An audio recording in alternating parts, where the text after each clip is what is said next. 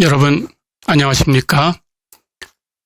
기초 확률 및 통계 강의를 맡은 김용일입니다. 첫 주와 두 번째 주 수업은 온라인 강의를 하도록 되었습니다. 나중에 오프라인 강의를 강의실에서 하게 될 텐데 그때 만날 때 다시 인사드리겠습니다. 자, 그러면 오늘 배울 내용은 자료에 관한 것부터 시작을 하겠습니다. 화면 볼까요? 우리가 통계학에 대해서 배우려고 하는데 통계학이란 자료를 수집하고 요약하고 분석, 해석하는 학문입니다.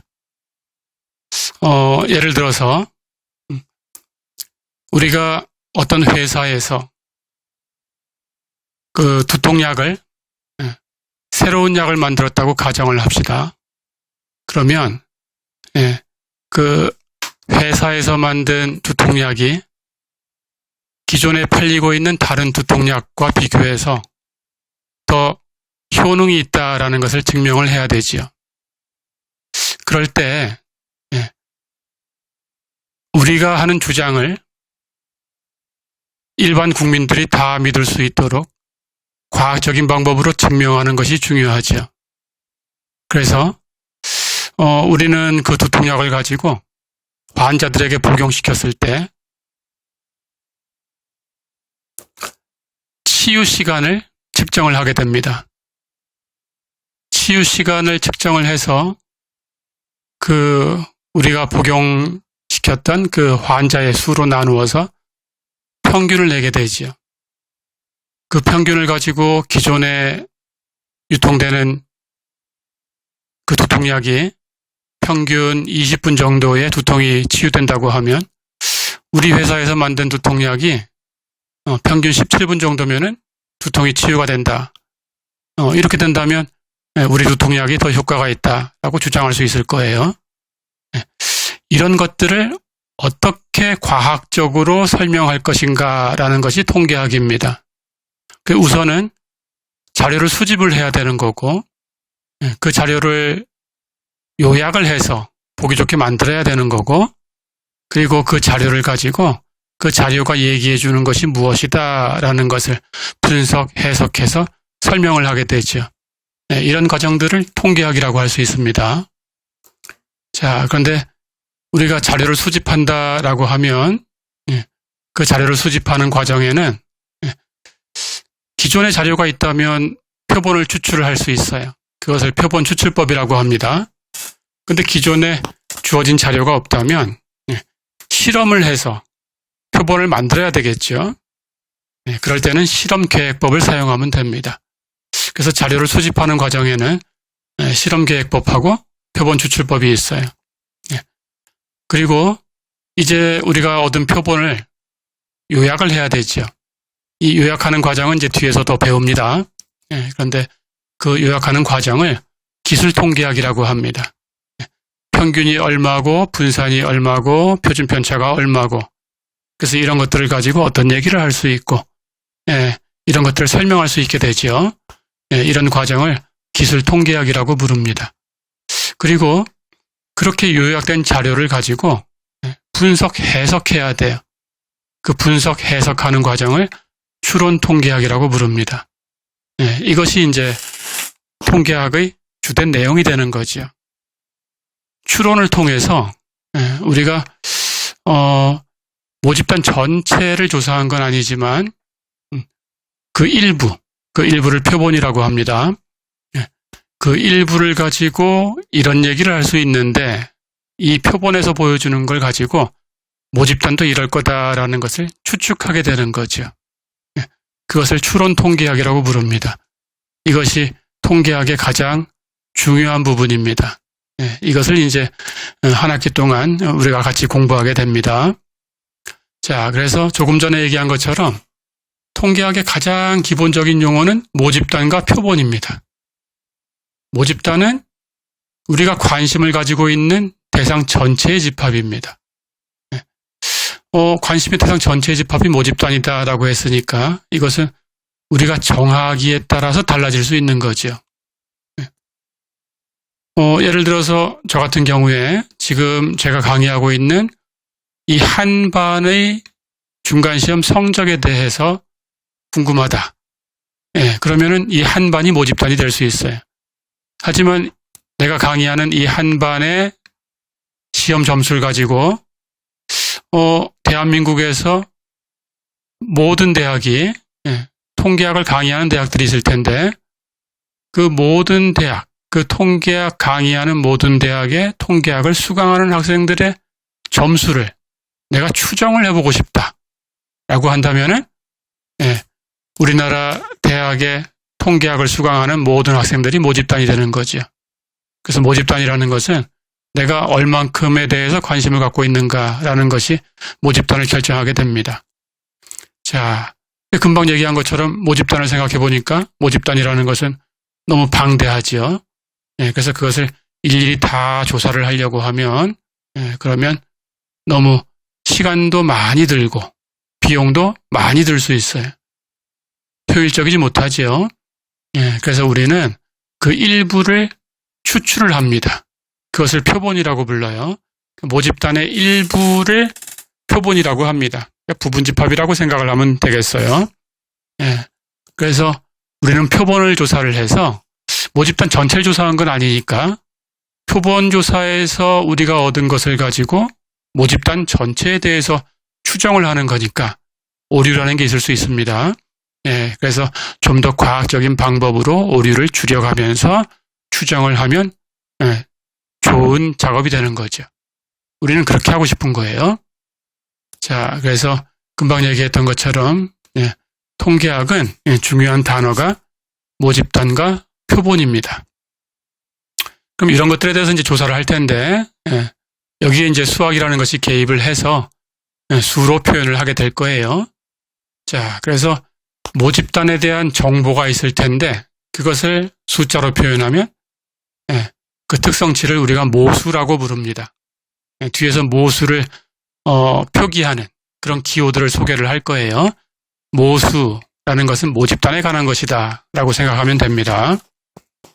그럴 때 우리가 이번 학기에 주로 다루려고 하는 것은 이 모집단에 대해서 그 평균이라든가 분산이라든가 표준편차 이런 것들을 주로 계산을 하게 되는 것이고 우리가 가지고 있는 모집단이 대상을 수로 표현할 수 없는 경우도 있어요. 어떤 범주에 속하는 그런 모집단이 있을 수도 있습니다. 그럴 때에는 비율에 대해서 관심이 있어요. 그런 경우는 이제 모비율이다 이렇게 부릅니다. 다시 정리하면 모집단의 평균은 모평균, 모자를 붙이면 됩니다.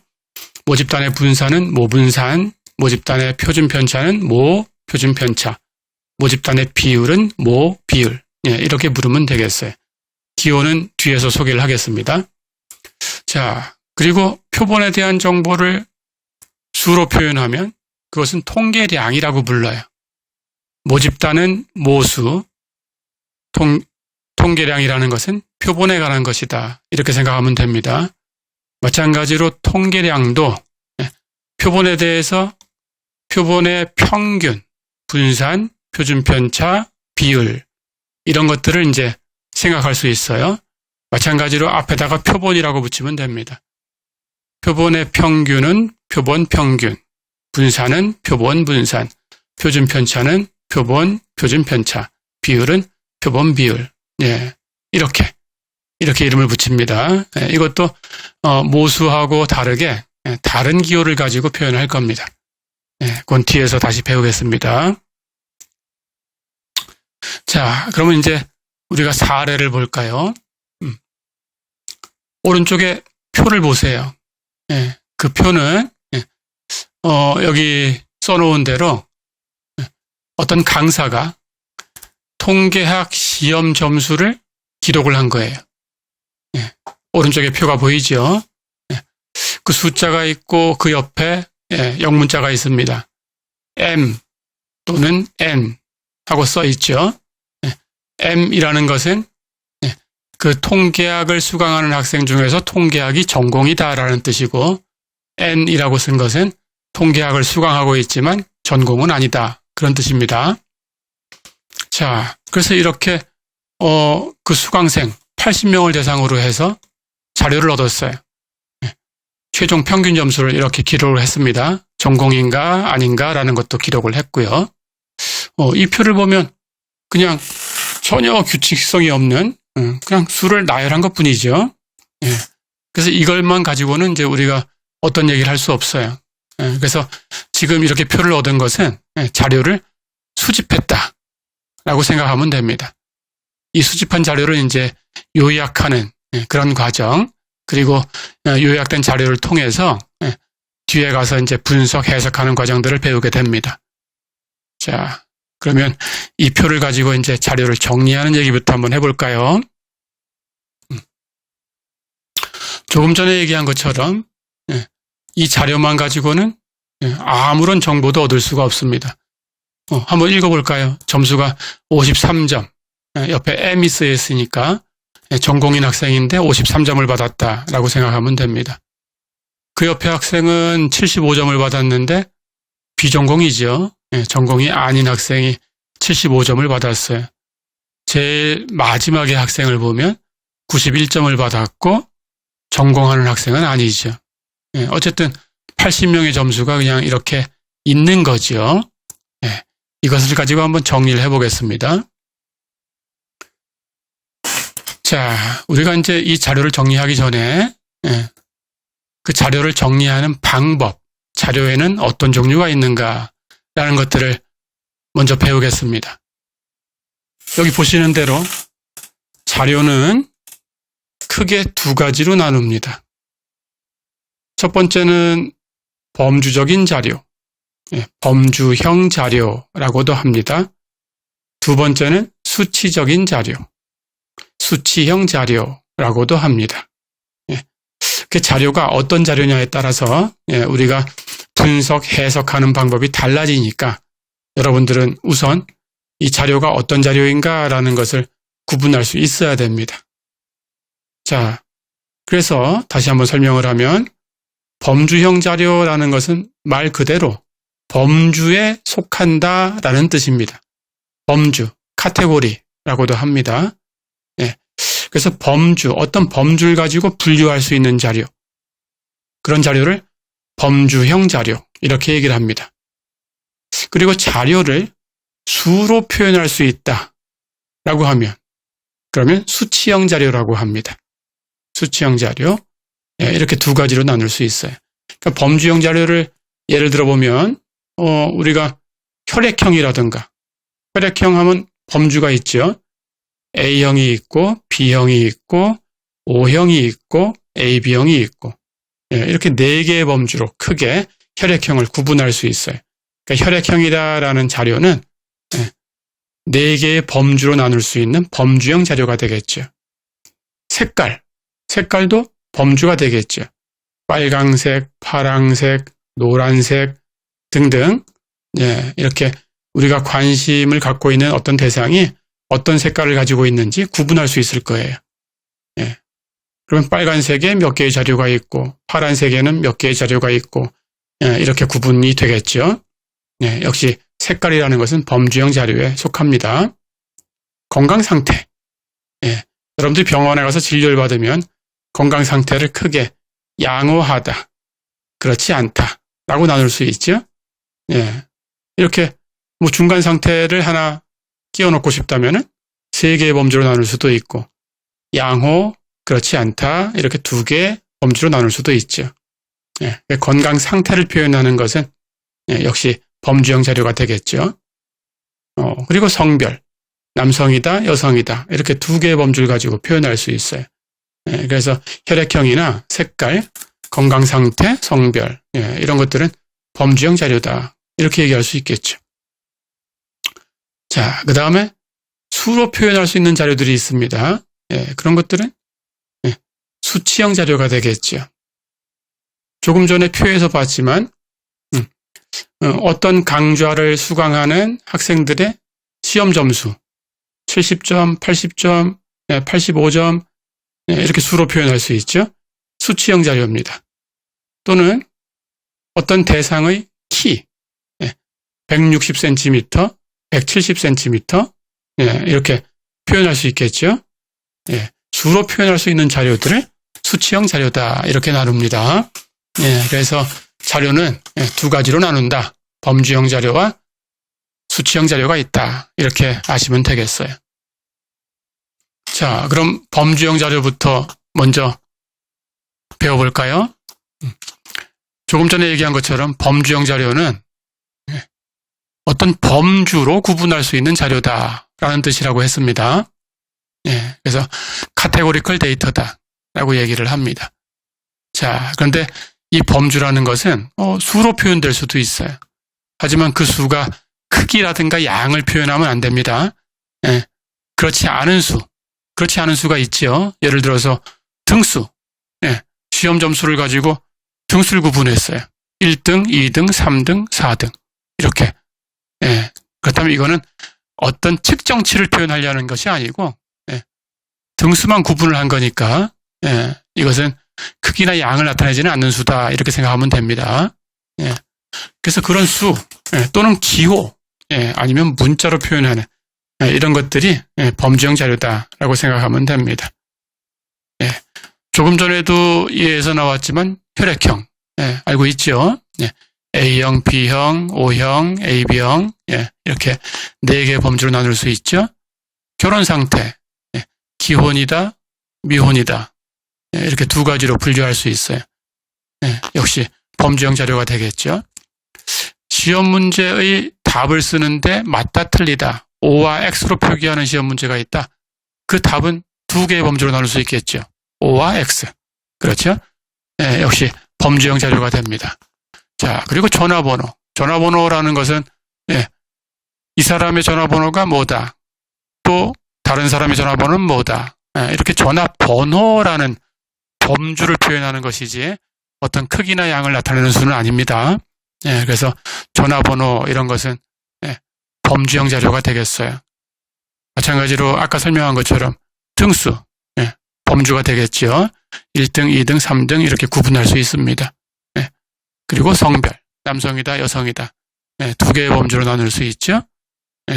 이런 것들이 범주형 자료가 됩니다. 자, 그래서 우리가 자료를 보게 되면 예를 들어서 어떤 강의실에 50명의 학생이 있어요.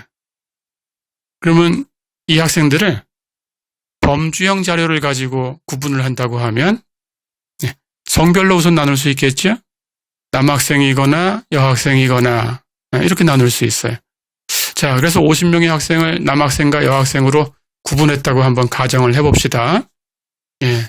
그때 이런 결과가 나왔다고 한번 가정을 해볼까요? 34명의 여학생이 있었고 그 클래스에 16명의 남학생이 있었어요. 자, 그렇다면 우리의 자료는 50개의 자료가 있는 것이고 2개의 범주, 여학생과 남학생으로 나뉘어져 있는 것이고 여학생이라는 범주에 속하는 자료가 34개가 있는 것이고 남학생이라는 범주에 속하는 자료가 16개가 있는 거죠. 이렇게 구분된 겁니다. 자, 그런데 꼭 이렇게 2개의 범주로 나누어지는 것은 아니에요. 다른 범주를 생각할 수도 있죠. 조금 전에는 성별을 가지고 구분을 했지만 이번에는 그 클래스에 있는 학생들의 머리색을 가지고 구분할 수도 있어요. 자, 50명의 학생의 머리색을 살펴보니까 이건 예입니다. 검은색, 황금색, 붉은색, 푸른색 이렇게 4가지가 있었다고 가정을 해볼까요? 그렇다면 머리색을 가지고 50명의 학생을 4개의 범주로 나눌 수 있죠.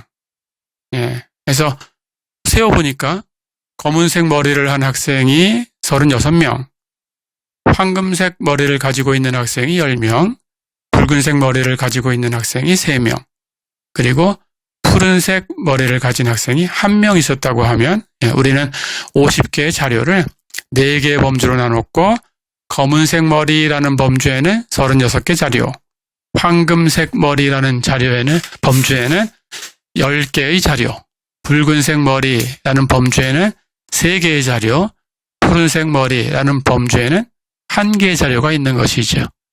예, 이렇게 범주형 자료를 살펴봤습니다. 자, 그 다음 우리가 얘기할 수 있는 것은 두 번째 자료, 수치형 자료라고 했죠. 대상의 특성을 수로 표현할 수 있는 거다라고 얘기를 했어요. 앞에서도 예를 봤지만 사람의 키, 수로 표현할 수 있죠. 몸무게, 수로 표현할 수 있습니다. 어떤 가정의 자녀의 수, 수로 표현할 수 있죠. 이 가정에는 자녀가 셋이 있었다. 그러면 3으로 표현할 수 있죠. 자녀가 2이 있었다. 2로 표현할 수 있어요. 수로 표현할 수 있습니다. 이렇게 수로 표현할 수 있으니까 한 가정의 자녀의 수를 표현하게 되면 이건 수치형 자료가 되겠죠. 마찬가지로 특정 시간에 버스 승객의 수. 우리가 버스 회사에서 버스 배차 간격을 정하려고 하면 그 특정 시간대에 버스 승객의 수를 조사를 해야 되겠죠.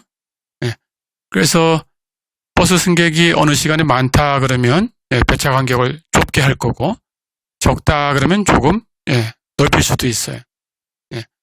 근데 그렇게 표현하면 버스 승객의 수는 역시 수로 표현을 한 거니까 수치형 자료가 되겠죠. 그렇게 얘기할 수 있습니다.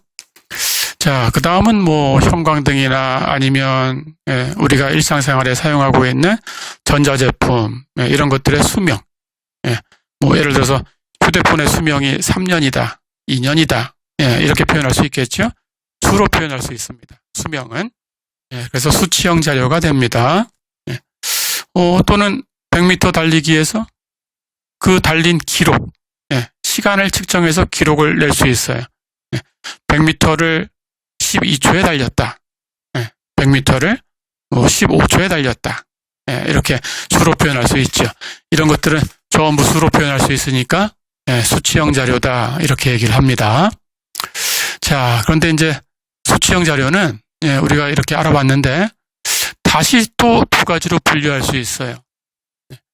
그 표현된 수가 연속이면 연속형 자료, 이산적이면 이산형 자료 이렇게 구분을 합니다. 자세하게 얘기를 해볼까요? 연속형 자료라는 것은 그 자료를 우리가 실수의 구간이 있죠. 그 어떤 구간에 있는 모든 수하고 1대1로 대응시킬 수 있는 그런 자료입니다. 그런 자료를 연속형 자료다 이렇게 얘기를 합니다. 예를 들어 볼게요. 연속형 자료에는 조금 전에 얘기한 것처럼 전자제품의 수명, 이건 연속이라고 생각할 수 있어요. 100m 달리기에서 기록된 시간, 마찬가지로 연속이라고 할 수 있습니다. 체중, 길이, 이런 것들은 전부 연속형 자료다. 이렇게 얘기할 수 있어요. 자, 금방 얘기한 것처럼 사람의 키를 가지고 한번 얘기를 해볼까요? 사람의 키를 예를 들어서 어떤 사람의 키가 160cm다 또는 170cm다 또는 180cm다 이렇게 측정할 수 있겠죠? 자, 그러면 생각을 해보면 그렇게 측정할 수 있으니까 센티미터로 표현했다면 160cm, 161cm, 162cm 이런 것들이 있죠. 그런데 이것은 그 측정하는 그 자가 얼만큼 정밀한가에 따라서 달라지는 것뿐이지 그 사이의 값이 없는 게 아니지요. 160cm라고 해도 그것을 굉장히 정밀한 도구로 잰다면 160.6cm 일 수도 있고 160.789cm 일 수도 있어요. 더 정밀하게 측정할 수도 있겠죠.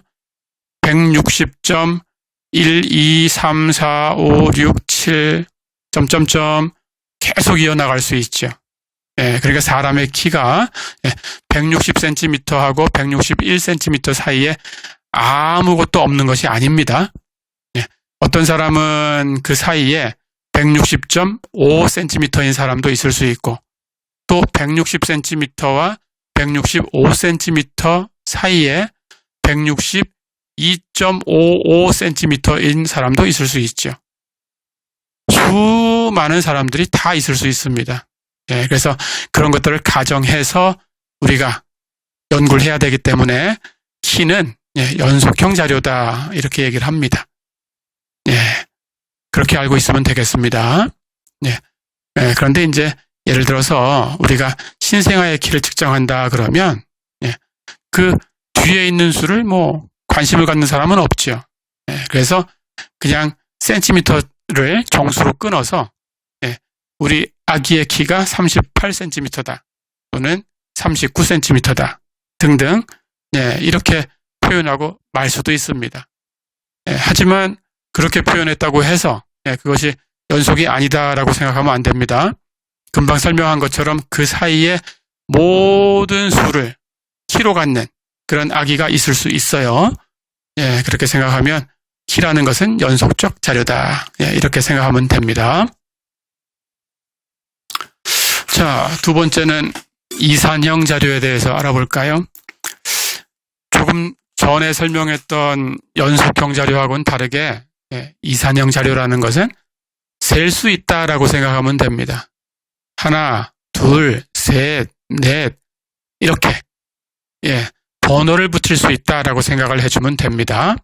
그래서 그 자료의 특정 값을 정수에 대응시킬 수 있는 그런 자료다라고 생각하면 되겠어요. 그런 자료를 이산형 자료다 이렇게 설명을 합니다. 자, 그러니까 값이 한 값에서 다음 값으로 건너뛰어야 되지요.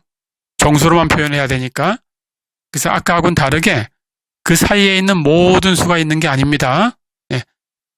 어떤 사이에 아무것도 없을 수 있어요. 그래서 이산형 자료라는 것은 번호를 붙일 수 있다라고 생각하면 이해하기가 쉽습니다. 그 정수에 대응하는 거니까 1과 2 사이에는 아무것도 없다 이렇게 생각하면 되겠어요. 그런 것들을 이산형 자료다라고 부릅니다. 자, 예를 들어 보면 이산형 자료는 아까 우리가 수치형 자료에서 가지고 왔던 예를 볼까요? 그 중에 한 가정의 자녀의 수, 이산적이죠. 한 가정의 자녀의 수, 그걸 표현한다면 자녀가 없다면 0, 자녀가 한 사람이면 1, 자녀가 두 사람이면 2 이렇게 표현하죠. 1과 2 사이에 자녀의 수가 1.5 이렇게 되는 경우는 없죠. 그래서 한 가정의 자녀의 수라는 것은 이산형 자료다 이렇게 생각할 수 있습니다. 마찬가지로 어느 도시의 하루의 교통사고 건수, 오늘은 교통사고가 10건이 있었다, 20건이 있었다 이렇게 정수로 표현할 수 있죠. 이런 것들도 이산형 자료가 되겠어요. 마찬가지로 어떤 지역의 1년 동안의 화재 건수, 이것도 마찬가지로 정수로 표현할 수 있으니까 이산형 자료다 이렇게 생각하면 됩니다. 또 어떤 것들이 있을까요? 어느 휴대폰 통신사의 하루 통화량, 역시 정수로 표현할 수 있죠. 택시에 타고 있는 승객의 수, 아까 얘기했던 그 어떤 특정 시간에서 버스 승객의 수, 이런 수들, 이런 수들은 사람의 수를 표현하는 거니까 그 정수로 표현할 수 있는 거죠. 그 사이엔 아무것도 없고 이런 자료들을 이산형 자료라고 한다. 이렇게 알고 있으면 되겠습니다. 자, 그럼 이제 자료를 설명을 어느 정도 했습니다. 설명을 다시 한번 확인해 볼까요? 자료는 크게 범주형 자료와 수치형 자료로 나눈다. 그렇죠?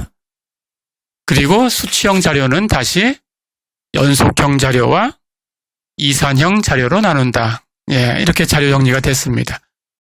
이 자료들은 범주형인가 수치형인가 구분할 수 있어야 되고 이산적인가 연속적인가 라는 것도 구분할 수 있어야 됩니다.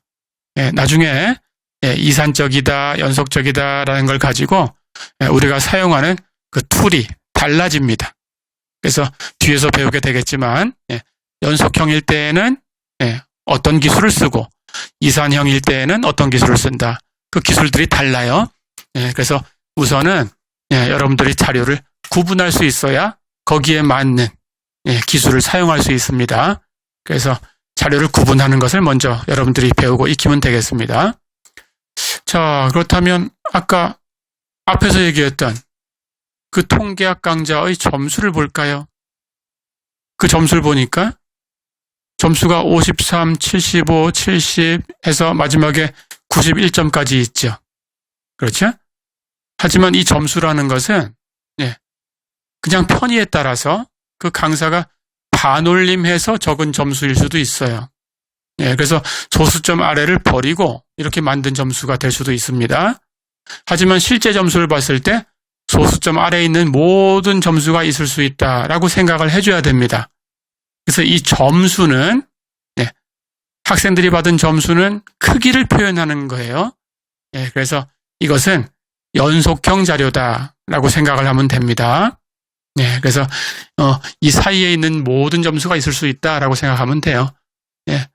예를 들어서 마지막에 있는 91점을 받은 학생이 90.89점이었다. 이렇게 생각할 수도 있어요.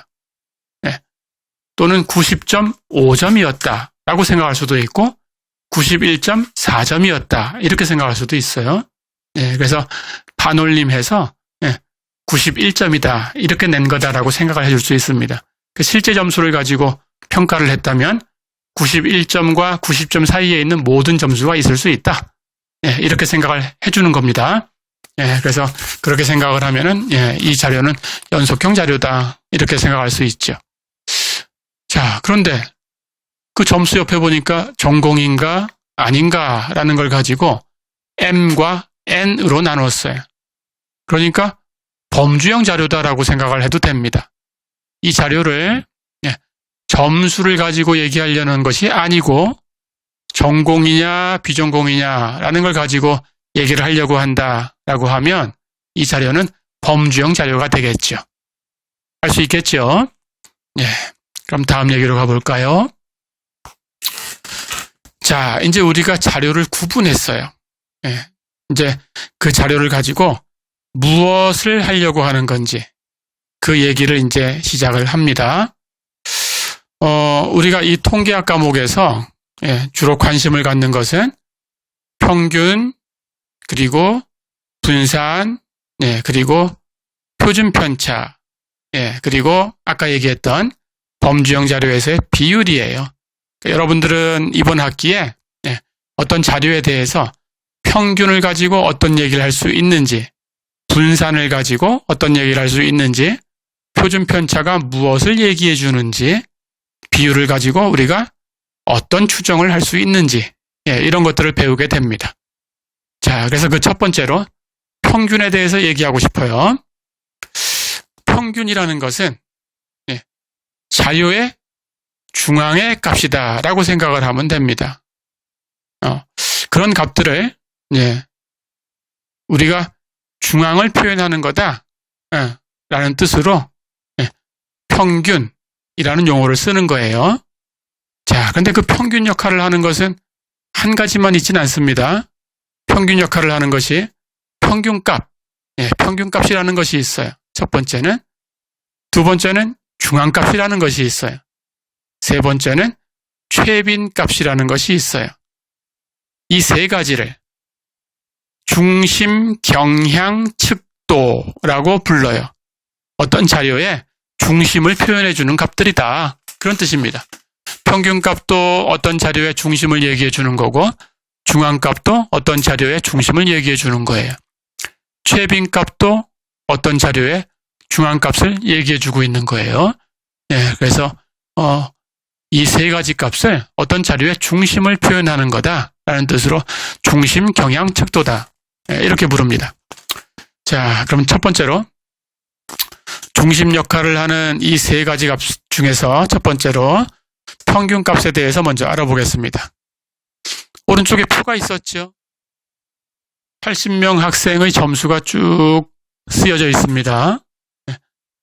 여기서 평균값이라는 것은 이 값들을 다 더해서 80으로 나눠주면 값이 나오겠죠? 그 값을 이 자료의 평균값이다 라고 불러요. 자, 다시 한번 설명하면 자료에 있는 값을 다 더합니다. 그리고 자료의 크기라는 것은 자료의 개수를 표현하는 얘기입니다. 자료의 크기로 나눠주기만 하면 됩니다.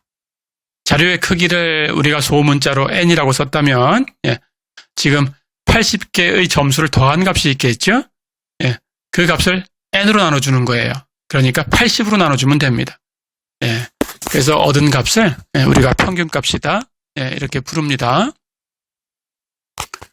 자, 우리가 조금 전에 얘기한 것처럼 평균값을 이 화면에서 지금 설명하고 있습니다.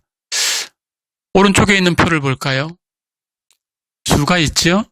수가 여기 나열된 대로 보면 원래 자료가 8, 14, 15, 5, 22, 20, 5, 3, 7 이런 수들이었어요. 이 수의 평균값을 내려고 합니다. 평균값이라는 것은 조금 전에 얘기한 것처럼 이 자료를 그냥 주어진 대로 다 더합니다. 8부터 8 플러스 14 플러스 15 플러스 5 플러스 22 플러스 20 플러스 5 플러스 3 플러스 7 이렇게 계산하면 값이 나오겠죠. 이걸 다 더하면 99가 됩니다. 근데 이 자료를 세어보니까 8부터 7까지 몇 개가 있나요? 9개의 수가 있죠? 그래서 이 자료의 크기는 9가 되겠어요. 그래서 이 다 더한 값 99를 자료의 개수, 자료의 크기 9로 나누어 주면 결과가 11이 되죠?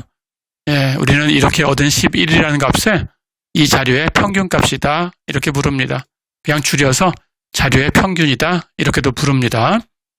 그리고 자료의 평균, 이걸 표본 자료라고 생각을 하는 거예요. 표본 자료는 X 위에다가 바를 붙여서 X바로 표현을 합니다. 뒤에 가서 배우겠지만 모집단의 평균은 모평균, 아까 얘기한 것처럼 모평균이라고 부르는데 이것은 기호로 그리스 문자로 뮤라고 표기를 합니다. 그래서 표본의 평균은 X바, 모집단의 평균은 뮤 이렇게 구분을 한다라는 것을 알고 있으면 되겠어요. 그래서 오른쪽에 있는 오른쪽 표에 있는 9개의 수를 평균값을 내면 다 더한 것이 99고 숫자의 개수, 자료의 개수 9로 나누어 주면 11을 얻을 수 있다. 그래서 이 자료의 평균값은 11이다. 이렇게 계산할 수 있습니다. 알 수 있겠죠? 자, 그렇다면 이제 우리가 평균값을 배웠으니까 예제를 한번 풀어볼까요? 첫 번째, 5개의 자료가 있습니다. 1, 2, 6, 7, 8. 이 자료의 평균값을 구해라. 이게 문제예요. 쉽게 풀 수 있겠죠? 평균값은 X바라고 표현합니다. X바는 자료를 모두 더해서 개수로 나누면 된다. 어렵지 않겠죠? 해서 자료를 다 더하면 1 플러스 2 플러스 6 플러스 7 플러스 8 이렇게 계산할 수 있어요. 그 결과를 5로 나누어 주면 우리가 4.8이라는 평균값을 얻을 수 있습니다. 할 수 있겠죠? 자, 예제를 하나 더 볼까요? 다음 예제. 주어진 자료가 14, 23, 34, 77, 38, 52, 61 이렇게 주어져 있습니다. 이 자료의 평균값을 구해라 그랬어요. 마찬가지로 할 수 있죠? 평균값은 X바라고 표현을 할 거고 자료를 다 더해서 자료의 개수로 나누면 됩니다. 여기 화면에 분모가 잠깐 잘못됐네요. 자료의 개수가 7개지요. 5가 아니고 7로 나눠주면 됩니다.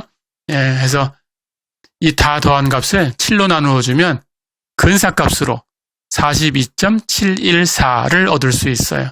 여기 기호에는 같다라고 썼지만 이것은 소수점 아래 세 번째 자리까지만 계산을 하고 나머지는 버린 겁니다. 해서 근사값 기호를 사용하면 되는데 통계학에서는 그냥 는 같다고 표현을 해도 됩니다. 네, 그래서 우리는 뭐 시험에서도 마찬가지겠지만 보통 소수점 아래 세 번째 자리까지를 답으로 쓰는 것을 요구할 거예요. 네, 그렇게 알고 있으면 됩니다. 네, 그래서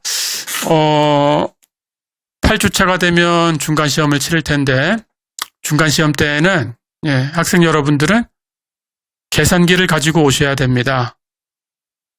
공학용 계산기를 가지고 오셔야 시험을 칠 수 있어요.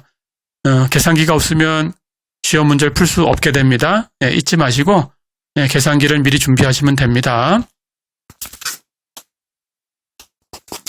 자, 두 번째, 우리가 중심 경향 척도라고 부르는 값이 세 개가 있다고 했죠. 첫 번째 평균값, 조금 전에 공부했습니다. 그 두 번째가 중앙값이라고 했죠. 이제 중앙값에 대해서 배워보겠습니다. 중앙값이라는 것은 그냥 글자 그대로 쉽게 얘기하면 자료의 중앙에 있는 값이다. 그런 뜻입니다. 자, 그런데 무조건 자료를 내 마음대로 나열해놓고 중앙의 값을 선택하면 안 됩니다. 자료를 크기로 정렬을 해야 됩니다. 크기 순서대로. 큰 값부터 작은 값으로 여러분들이 정렬해도 되고 작은 값에서 큰 값으로 정렬을 해도 됩니다. 어쨌든 둘 중에 하나를 선택해서 크기 순으로 정렬을 하셔야 돼요. 그렇게 정렬을 해서 그 자료의 가운데 있는 값을 찾으면 됩니다. 오른쪽에 있는 표를 볼까요? 오른쪽에 자료가 몇 개 있나요? 세어보면 9개가 있죠. 9개가 있으니까 크기 순으로 나열되어 있고 9개를 순서대로 세어가면서 가장 가운데 값이다 라고 얘기할 수 있는 수가 있죠. 자료가 9개니까 당연히 5번째가 되겠죠. 제일 위에 제일 큰 수가 있습니다. 22. 가장 아래쪽에 제일 작은 수 3이 있죠. 위에서부터 5번째 수를 보세요. 박스 안에, 네모로 쳐놓은 박스 안에 8이 있죠. 그 8이 이 자료의 중앙값이 됩니다. 알 수 있겠죠? 자, 그런데 우리가 지금 이 표를 보니까 특징이 있어요. 자료의 개수가 9개인데 이건 홀수예요. 홀수니까 중앙에 분명히 자료가 있습니다. 9개니까 중앙에 있는 것은 5번째고 그 수가 8이 되는 거고 그래서 우리는 8이 중앙값이다라고 쉽게 찾을 수 있죠. 그렇죠? 자, 하지만 자료가 짝수개면 어떻게 할까라는 걸 생각해야 돼요. 다음 표를 볼까요? 오른쪽에 있는 표를 보니까 자료가 8개 있습니다. 짝수지요? 자, 그렇다면 이것을 크기 순서대로 정렬을 했어요. 가장 큰 수 16부터 가장 작은 수 3까지 큰 수부터 작은 수로 위에서 아래로 이렇게 정렬을 했습니다. 그런데 중앙이다라고 얘기하려고 하면 위에서 세었을 때 4번째 수가 있고 아래에서 세었을 때 4번째 수가 있죠. 홀수가 아니니까 중앙에 있는 수가 하나가 아니죠. 2개입니다. 자, 그렇다면 그 중앙에 있는 2개의 수를 볼까요? 9와 10이에요. 그러면 우리는 9와 10이 가운데 있는 2개의 수니까 그렇다면 중앙이라면 그 평균을 내면 되겠구나 하는 생각을 해낼 수 있어요. 그래서 우리는 그렇게 약속을 합니다. 자료의 개수가 짝수가 되면 중앙에 있는 수라고 하면 자료에는 2개의 수가 중앙에 있어요. 홀수계 자료처럼 1개가 아닙니다. 2개입니다. 자, 그래서 약속을 해줘야 돼요. 그리고 우리는 이렇게 약속을 한 겁니다. 그 두 수의 평균을 내서 그것을 중앙값이라고 부르자. 이렇게 약속을 한 거예요. 자, 그렇다면 이 자료에서는 9와 10의 평균 9.5가 되겠죠? 9.5를 이 8개 자료의 중앙값이다 라고 정의를 해주는 겁니다. 자, 그러면 또 어떤 생각을 할 수 있을까요? 9.5는 자료에 있나요? 없나요? 없어요. 그렇죠? 그래서 우리가 어떤 자료를 다룰 때 중심 역할을 하는 것을 여기서처럼 중앙값을 가지고 찾는다면 그 중앙값은 우리가 계산해서 여기서 봤듯이 자료에 없을 수도 있다라는 걸 꼭 생각하고 있어야 됩니다. 중앙값이 반드시 자료에 있는 게 아닙니다. 자료의 개수가 짝수일 때는 없을 수도 있다. 하지만 자료에 따라서 가운데 있는 두 개의 값이 같은 수일 수도 있어요. 그렇다면 평균을 내도 그 수, 같은 수가 나오겠죠? 그럴 때는 자료에 있을 수도 있죠. 그래서 자료에 없을 수도 있고 자료에 있을 수도 있다. 이렇게 알고 계시면 되겠습니다. 자, 그리고 우리가 뒤에서 배우겠지만 중앙값은 같은 말로 제2사분위수라고도 합니다. 4분위수에 대해서는 이제 뒤에서 배울 거고 4분위수는 자료의 개수를 가지고 어떻게 계산이 된다라는 것도 그리고 어떤 것들이 있다. 제1사분위수, 제2사분위수, 제3사분위수 이런 것들이 있다라는 것을 뒤에서 배우게 됩니다. 마찬가지로 중앙값은 백분위수로 표현할 수도 있어요. 백분위수는 여러분한테 친숙하죠. 100분위수로 표현하면 제50 백분위수가 됩니다. 이게 다 중앙값하고 같은 값이 됩니다. 뒤에서 4분위수는 어떻게 계산하고 100분위수는 어떻게 계산한다라는 걸 뒤에서 배웁니다. 사실은 100분위수 계산하는 방법을 가지고 4분위수를 같은 방법으로 계산할 수 있어요. 뒤에서 다시 얘기해 주겠습니다. 자, 그렇다면 이제 중앙값에 대해서 한번 계산을 해볼까요? 이제 첫 번째 예제를 볼까요? 자료를 2, 2, 4, 7, 5, 11, 3, 7, 5, 14, 9 이렇게 자료를 가지고 왔어요. 이 자료의 중앙값을 구해라 그랬습니다. 아까 설명한 대로 이 자료를 어떻게 해야 되지요? 크기 순서대로 정렬하셔야 됩니다. 자, 그래서 크기 순서대로 정렬하면 가장 큰 수부터 정렬을 해볼까요? 14, 11, 9, 7, 7, 7 두 번 있죠? 5, 5, 4, 3, 2, 2 이렇게 됩니다. 그렇죠? 자료의 개수는 다 세어보면 11개고 홀수지요. 그러니까 가운데 값을 딱 하나 정할 수 있지요? 여섯 번째가 가운데가 됩니다. 여섯 번째 있는 수를 볼까요? 5예요. 그래서 이 자료의 중앙값은 5가 되겠습니다. 할 수 있겠죠? 그 다음 문제를 볼까요? 두 번째 다시 한번 연습해 보겠습니다. 자료가 22, 16, 37, 42, 11, 33, 29, 15 이렇게 주어졌어요. 이 자료의 중앙값을 구해라 그랬습니다. 자료를 세어볼까요? 자료가 모두 몇 개 있나요? 8개 있습니다. 그렇죠? 이번에는 짝수개네요. 자, 우선은 순서대로 정렬을 해야 되고 순서대로 정렬하면 42, 37, 33, 29, 22, 16, 15, 11 이렇게 정렬이 되겠죠. 그러니까 가운데 있는 값이라고 하면 앞에서부터 네 번째 그리고 뒤에서부터 네 번째 29와 22 두 개의 수가 가운데에 있지요. 그래서 우리는 정의한 대로 29하고 22의 평균값을 내면 됩니다. 29와 22를 더해서 2로 나누어 주면 25.5를 얻을 수 있죠. 그래서 25.5가 이 자료의 중앙값이 됩니다. 자, 아까 설명한 것처럼 25.5 이 자료에 있는 값인가요? 그렇지 않죠? 중앙값은 자료에 없을 수도 있다. 꼭 알고 있어야 되겠습니다. 자, 그 다음 중심 역할을 하는 마지막 값은 최빈 값입니다. 최빈 값. 한자어인데요. 여기서 빈 하는 것은 빈도수를 얘기할 때 빈 이라는 뜻입니다. 그래서 자주 나온다라는 뜻입니다. 최빈 값. 가장 자주 나온 값이다 라는 뜻입니다. 그래서 우리는 자료에서 가장 자주 나온 값을 최빈 값이다 이렇게 정의를 하고요. 가장 자주 나온 값이라는 것은 약속을 해야 됩니다. 2번 이상은 나와줘야 됩니다. 2번 이상 나온 자료가 없다. 전부 한 번씩만 있다. 그렇다면 최빈 값은 없는 겁니다. 2번 이상 나온 자료가 있을 때에만 최빈 값이라는 것이 있습니다. 자, 그런데 2번 이상 나온 자료 중에서 제일 많이 나온 것이 있을 거예요. 그것을 우리는 그 자료의 최빈값이다 이렇게 부릅니다. 그렇게 기억해 두시면 됩니다. 자, 그럼 아까 앞에서 봤던 표를 볼까요?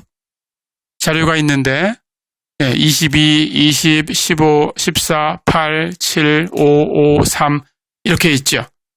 전부 한 번씩 나왔는데 5만 2번 나왔어요. 그렇죠? 이 경우에 5가 2번 나왔기 때문에 가장 자주 나온 값은 5입니다. 2번 나온 값이 있으니까 최빈 값은 있는 거고, 다른 수들은 전부 한 번밖에 안 나왔으니까 가장 많이 나온 값은 5가 되겠죠. 그래서 최빈 값은 5다 이렇게 할 수 있습니다. 어렵지 않죠? 이렇게 해서 우리가 중심 역할을 하는 아까 얘기한 것처럼 중심 경향 측도라고 부른다고 했어요. 중심 역할을 하는 세 가지 수를 다 살펴봤습니다. 뭐가 있었나요? 첫 번째는 평균값, 두 번째는 중앙값, 세 번째는 최빈값 이렇게 있죠. 그런데 최빈값이라는 것은 자료가 굉장히 많으면 가장 많이 나온 것이 평균적인 거야 이렇게 얘기할 수 있어요. 하지만 오른쪽 표에서 보듯이 자료가 몇 개 없을 때에는 최빈값이라는 것이 중심 역할을 한다 이렇게 주장하기에는 주장이 약할 수 있습니다. 근거가 약할 수 있어요. 그래서 우리는 중심 경향 측도라는 것을 평균값과 중앙값을 가지고 주로 사용을 합니다. 최빈값도 그렇게 될 수는 있다라고 알고만 있으면 되고요. 우리는 평균값과 중앙값에 대해서 주로 다루겠습니다. 이런 것들이 유용한 통계량이다라는 것은 뒤에서 다시 배우게 될 거예요. 자, 이렇게 해서 중심 경향 측도를 이제 다 설명을 했는데요. 그런데 우리는 앞에서 얘기했지만 평균이라는 것에 관심도 있지만 분산이라는 것에도 관심을 가져야 됩니다. 분산이라는 것은 말 그대로 흩어짐이에요. 그 흩어짐을 표현하는 것을 변이측도라고 부릅니다. 그래서 우리가 다루는 것은 중심 경향 측도와 변이측도가 있다. 이렇게 알고 있으면 되겠습니다. 자, 그러면 최빈값에 대해서 배웠으니까 우선 예제를 풀어보고 그 다음 얘기로 넘어가 볼까요? 첫 번째 예제. 거기 주어진 자료를 보겠습니다. 32, 45, 45, 53, 53, 53, 62, 77. 이 자료에 최빈값을 구해라 그랬어요. 2번 이상 나온 자료가 있지요. 45가 있고 53이 있습니다. 45는 2번 나왔죠. 53은 3번 나왔어요. 3번보다 더 많이 나온 값은 없지요. 그래서 53이 가장 많이 나온 거예요. 그래서 이 자료의 최빈값은 53이 되겠습니다. 어렵지 않죠? 자, 그 다음 예제를 하나 더 풀어보겠습니다. 표본 자료가 12, 23, 23, 34, 41, 41, 41, 57, 57, 62, 62, 62, 89, 92 이렇게 주어졌는데 이 자료에서 최빈값을 구해라 그랬어요. 어떤 걸까요? 여기 이렇게 정리를 해놨으니까 눈에 보입니다. 41이 3번 나왔죠? 62도 3번 나왔어요. 그것보다 더 많이 나온 수는 없습니다. 그런데 41과 62가 똑같이 3번씩 나왔죠. 우리는 이런 경우에 둘 다 최빈값이다 라고 합니다. 해서 이 경우에 최빈값은 41과 62 두 개가 되겠습니다. 어렵지 않죠? 자, 다음 예제 한 번 더 볼까요? 주어진 자료를 보니까 103, 109, 111, 132, 137, 156, 161 이렇게 자료가 있습니다. 이 자료에서 최빈값이 있냐라고 물었는데 자료를 살펴보세요. 2번 이상 나온 자료가 있나요? 없지요. 아까 얘기했던 것처럼 이런 경우에는 최빈값이 없다 이렇게 얘기를 한다고 했습니다. 기억해 두시면 되겠습니다. 자, 두 번째 얘기로 넘어가겠습니다. 아까 얘기했듯이 변이측도라는 겁니다. 분산. 분산이라는 것은 자료가 어떻게 흩어져 있는가. 아까 중심 역할을 하는 것이 있다고 했죠? 예, 평균값, 중앙값, 최빈값 이렇게 있다고 했는데 예, 우선은 우리가 평균값을 가지고 얘기를 할 겁니다. 예, 평균값을 자주 쓴다라고 생각을 하면 되겠어요. 분산이라는 것은 어떤 자료가 그 자료의 평균을 계산했었죠? 예, 우리가 계산할 수 있습니다. 평균값을 중심으로 어떻게 흩어져 있는가라는 것을 표현하는 것이 분산입니다. 그리고 그 분산이 어떤 역할을 하는 건지 우리가 표본을 가지고 모집단에 대해서 추정을 할 때 아주 중요한 역할을 할 텐데 정확하게 어떤 역할을 해주는 건지 그런 것들은 뒤에서 배우게 됩니다. 나중에 뒤에서 다시 얘기를 하겠습니다. 자, 우선 분산이라는 걸 살펴볼까요? 여기 사례를 보면 어떤 사람이 일반적인 사람의 혈압이 120이 정상인데 내 혈압을 재어보니까 128이 나왔어요. 걱정이 됩니다. 조금 높은 게 아닌가? 고혈압이 아닌가? 이런 생각을 할 수 있죠. 그렇다면 병원에 가려고 할 텐데 우리가 분산이라는 것을 안다면 병원에 가기 전에 생각해야 될 게 있다라는 거죠. 자, 사람의 혈압이라는 것은 변동이 있습니다. 아주 자연스러운 변동이 있지요. 그래서 아주 정밀한 기구를 가지고 측정을 했다고 하더라도 같은 연령대 사람을 50명을 선택을 해서 혈압을 측정한다면 그 중에 어떤 사람도 같은 혈압을 갖는 그런 경우가 없을 수 있습니다. 모든 사람이 다 다를 수 있다라는 거죠. 그러니까 혈압이라는 것은 모든 사람이 다 다르다라는 것은 변동이 있다 그런 뜻입니다. 변동이 있을 수 있다. 그렇다면 변동이 이 정도 되는 것은 정상이다 라고 알고 있다면 아까 사례에서 봤듯이 120이 정상인데 나는 128이다. 8 정도의 변동이 있다라는 걸 안다면 걱정할 이유가 없겠죠. 그래서 우리는 이 변동에 대해서 이제 배우려고 하는 겁니다.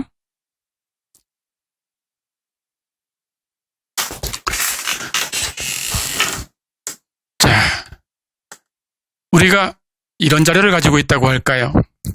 4, 6, 7, 9, 10, 12, 500 이런 자료가 있습니다. 가장 작은 수부터 가장 큰 수로 늘어놓았죠. 가장 작은 수는 4입니다. 그런데 가장 큰 수는 500이죠. 조금 이상한 것이 있죠. 500이라는 수가 앞에 있는 6개의 수 4부터 12까지 이 수들보다 굉장히 큽니다. 그렇죠? 굉장히 멀리 가 있어요. 자, 그렇다면 이 패턴을 어떻게 해석해야 되는가라는 것이 고민이 됩니다. 그렇죠? 자료의 범위는 자료가 4부터 500까지 놓여져 있으니까 500에서 4를 뺀 그 차이를 우리가 자료 범위라고 합니다. 그러니까 496이 되겠죠. 그렇죠? 자료의 범위가 굉장히 커요. 그런데 500을 제외하면 4에서 12까지 분포는 500하고는 굉장히 거리가 멉니다. 그렇죠? 자, 그런 경우에 이제 이 흩어짐에 대해서 연구를 해야 되는 그런 경우가 생긴 거예요. 자, 우선 분산이라는 것을 정의를 하겠습니다. 분산은 아까 앞에서 봤지만 표본에 대해서도 분산을 계산할 수 있어요. 표본 분산은 S제곱, 영문자로 S제곱 이렇게 씁니다. 사실은 이태리어입니다. 이태리어로 쓰는 것이 관례예요. 그런데 영문자나 이태리자나 이렇게 약간 필기체처럼 누이면 됩니다. S제곱이라고 쓴다. 이렇게 기억하면 되겠어요. 뒤에서 배우겠지만 모집단의 분산, 아까 얘기한 것처럼 모분산이었죠. 모분산은 그리스 문자로 표기를 합니다. 시그마를 써서 시그마 제곱으로 표기를 합니다.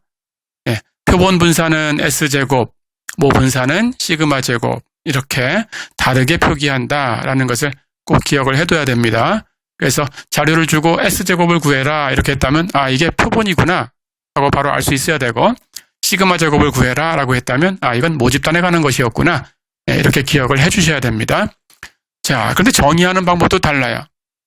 S제곱은 여기 화면에 보듯이 자료가 있어요. 여기 S제곱은 해놓고 한 수식을 볼까요? 위에 분자를 보면 시그마 옆에 xi 마이너스 x바의 제곱 이렇게 표기되어 있죠. x바는 아까 설명을 했었죠. 이 자료의 평균입니다. 표본 평균을 x바 이렇게 쓰기로 약속을 했죠. 그렇죠? xi는 그 자료입니다. 우리가 관측값이라고도 불러요. 관측된 자료다. 우리가 갖고 있는 그 자료 안에 있는 그 원소들이다. 이렇게 생각하면 됩니다. 그래서 xi 관측값에서 x바 평균값을 빼준 것을 그 자료에 대한 편차, 평균으로부터의 편차라는 뜻입니다. 편차라고 불러요.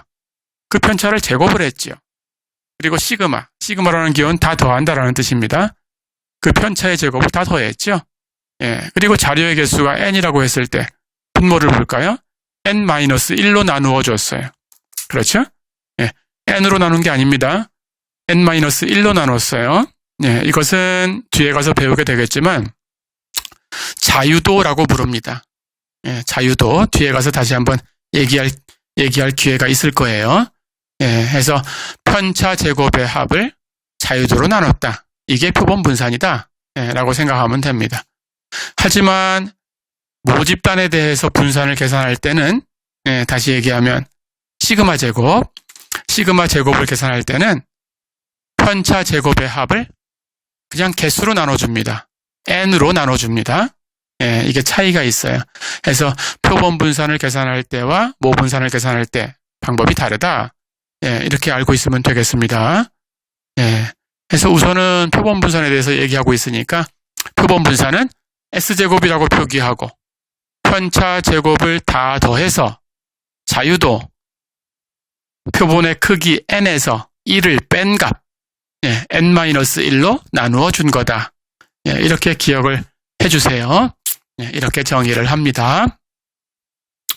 자, 그래서 분산은 이렇게 정의가 되는 거고 분산은 아까 얘기한 것처럼 어떤 수들이 어느 정도 흩어져 있어 하는 거예요. 자, 식을 다시 한번 볼까요? S제곱은 하고 분자의 시그마 xi 마이너스 x바의 제곱 이렇게 되어 있죠. 편차 제곱을 다 더한 것이지요. 편차 제곱을 다 더해서 n-1로 나눴어요. 자료의 크기가 굉장히 크다 그러면 쉽게 얘기하면 n을 무한대쯤이다 라고 생각하면 됩니다. 그렇다면 마이너스 1이 역할을 못하죠. n으로 계산한 거나 n-1로 계산한 거나 차이가 없겠죠. 굉장히 크다면 그래서 n-1로 나누어 준 것을 자료가 굉장히 크다고 생각을 하면 n으로 나누어 준 거나 차이가 없구나 라고 생각을 할 거고 그렇게 생각을 하면 편차 제곱을 다 더해서 개수로 나눈 거니까 결국은 평균을 낸 거죠. 즉 편차 제곱의 평균이 되겠죠. 이게 분산의 개념입니다. 우리가 점수를 예를 들어서 어떤 클래스에 학생들의 시험 점수가 이렇게 되는데 우리가 요약을 할 때 가장 궁금한 것이 뭘까요? 평균 점수죠. 점수가 어느 정도 나왔어? 이렇게 묻는다면 평균이 얼마야? 하는 얘기하고 같은 거죠. 그래서 평균을 얘기하게 되는데 이게 그런 뜻입니다. 편차가 어느 정도 있지? 하고 얘기를 한다면 편차의 평균이 얼마야? 이런 뜻이죠. 그래서 편차의 평균을 내려면 편차를 더해서 개수로 나눠주면 되는데 우리는 불행하게도 이런 사실을 알고 있어요. 편차는 평균을 내게 되면 0이 돼버립니다. 편차라는 것은 다 더하면 0이 되기 때문이에요. 그래서 편차가 어느 정도야? 편차의 평균이 얼마야? 이렇게 얘기할 때 실제로 편차를 가지고 평균을 내면은 0이 돼버리니까 아무 의미가 없어집니다. 그래서 우리가 곰곰이 생각한 것이 그렇다면 편차가 평균적으로 얼마인가? 어느 정도 편차가 있는가? 라는 걸 알고 싶을 때에는 방법이 없을까? 라는 걸 생각한 거죠. 예, 그래서 많은 통계학자들이 분산이라는 것을 생각한 거고, 예, 그 분산이 어떤 역할을 하는지, 편차가 평균적으로 얼마야 라는 걸 어떤 방법으로 설명을 해주는 건지, 예, 그런 것은 뒤에 가서 이제 배우게 됩니다. 예, 그래서 우선 분산이라는 것을 정의를 했어요. 분산이라는 것은 편차가 어느 정도일까라는 걸 설명하는 건데, 편차의 평균은 0이 되기 때문에 의미가 없어서 편차를 편차 제곱으로 바꿔서 편차 제곱의 평균 역할을 하는 것이 분산이다. 이렇게 생각을 해주면 됩니다. 자, 그럼 다음 얘기로 가볼까요? 네. 표준 편차라는 것은, 표준 편차는 그냥 분산의 루트를 씌우면 됩니다. 표준 편차는 루트 분산입니다. 그것은 뒤에서 배울 거고요. 표본일 때, 모집단일 때 어떤 기호를 쓰는 건지 이것도 역시 뒤에서 배울 겁니다. 미리 얘기하면 표본일 때는 S, 모집단일 때는 시그마를 사용합니다. 뒤에서 또 다룰게요. 자, 그러면 이제 분산이라는 걸 배웠으니까 앞에서 배웠던 자료를 가지고 분산을 한번 계산을 해보겠습니다. 오른쪽 표를 볼까요? 표본이라고 생각을 하는 겁니다. 그래서 표본 분산을 정의한 대로 편차 제곱을 다 더해서 자유도로 나눌 겁니다. 자, 그렇다면 어떤 계산이 필요할까요? 우선 평균이 있어야 되죠? 그래서 평균을 냅니다. 오른쪽 표를 보면 제일 왼쪽 열에 그 자료의 값이 있어요. 그 자료의 값은 우리가 x라고 표현을 했습니다. 그 자료가 22부터 3까지 큰 수부터 작은 수로 1열에 나열이 되어 있죠. 그 수의 평균을 내는 방법은 앞에서 배웠습니다. 다 더하면 99, 개수가 9개니까 9로 나눠주면 평균은 11. 자, 그렇다면 x반은 11. 이런 결과를 얻었죠. 그렇죠? 그러면 평균이 구해졌으니까 이제 각 자료를 가지고 평균으로부터의 편차를 계산할 수 있어요. 평균으로부터의 편차는 x 마이너스 x바가 되겠습니다. 그렇죠? 예. 그러면 1열에 있는 자료 22부터 x 마이너스 x바를 계산해 볼 수 있겠죠. x는 22고 x바는 11이니까 그 차이는 11이 되겠죠. 두 번째 수 20은 평균이 11이었으니까 그 차는 9가 되겠죠. 세 번째 수 15는 평균 11이니까 11을 빼주면 편차는 4가 되겠죠. 이렇게 계산을 하면 됩니다. 그러니까 자료의 값이 평균 값보다 크면 편차가 플러스 값이 나오겠죠.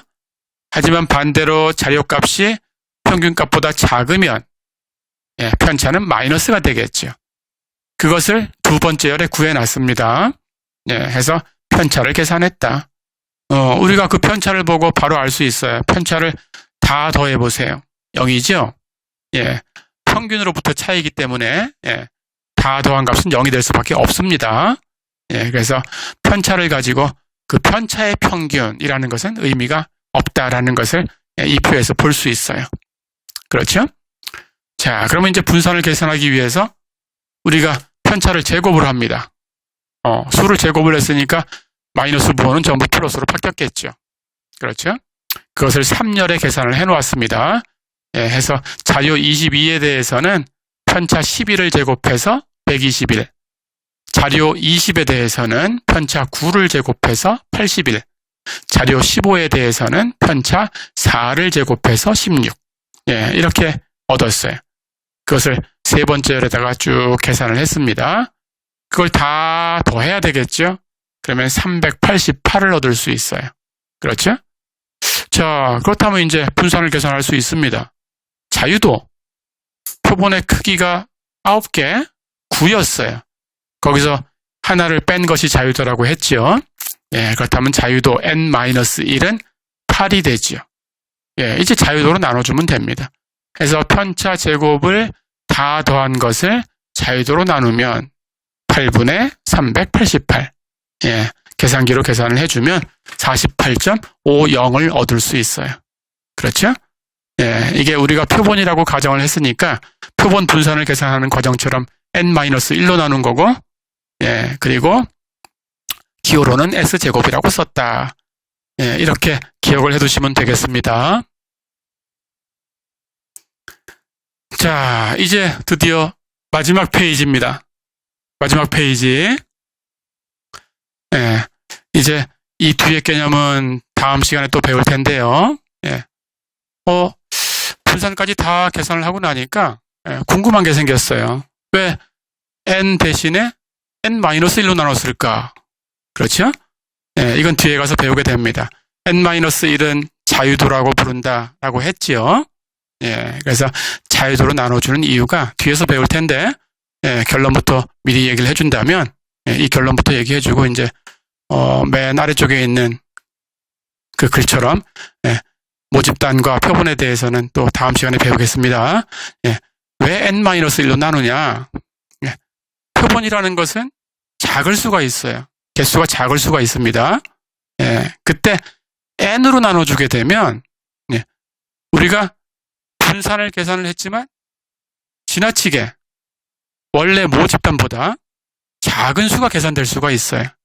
그걸 염려한 겁니다. 그래서 n-1로 나눠준 거예요. 네, 그렇게 알고 있으면 되겠습니다. 네, 뒤에서 자유도의 개념은 또 배웁니다. 자, 그럼 오늘은 여기까지만 하겠습니다. 네, 아주 수고하셨습니다.